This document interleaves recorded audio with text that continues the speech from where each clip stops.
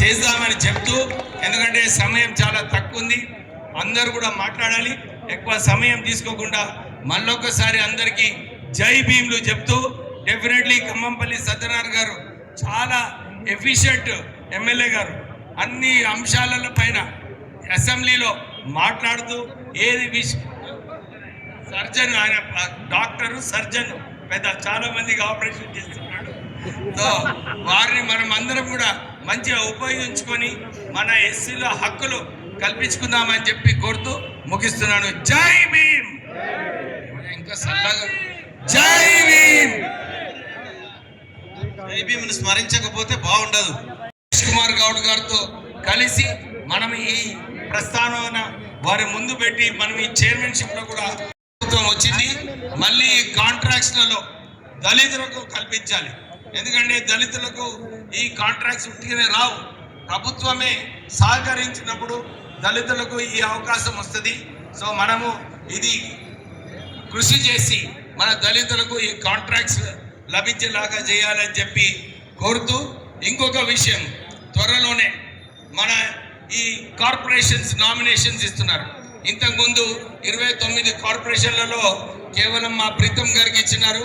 మళ్ళీ ఈసారి అవకాశం వచ్చింది, ఎక్కువ మంది 18% ఏదైతే పోస్టులు రావాలో ఇది మన దళితులకు చైర్మన్షిప్లు ఇవ్వాలి. మనం అందరం కలిసి జై భీమ్, జై భీమ్.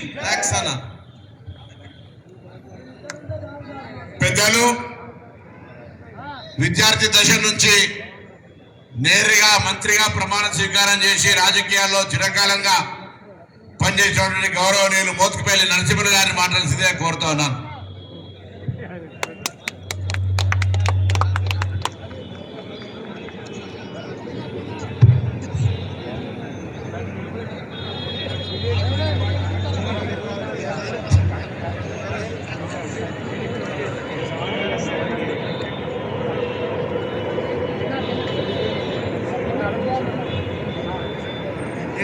కూర్చోండి.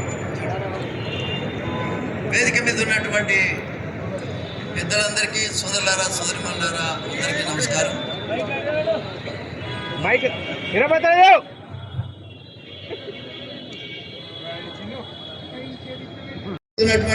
అయ్యా నాయన ఏం లేదు, 5 నిమిషాల్లో ముగిస్తా, ఎందుకు బాధపడుతున్నావు, ఎందుకు ఇబ్బంది పడుతున్నావు?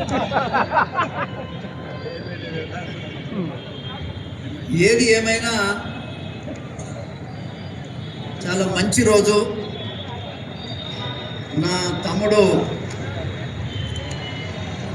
ఖమ్మంపల్లి సత్యనారాయణ గారు ఎమ్మెల్యేగా గెలిచారు.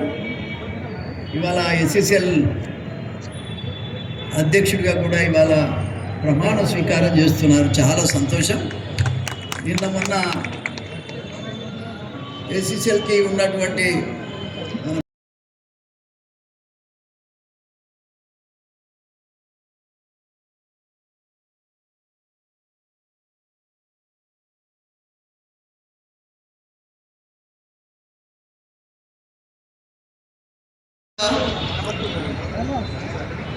ఒక విషయాన్ని మనం అంతా గమనించాలి. స్వతంత్రం వచ్చి 78 సంవత్సరాలు అయింది.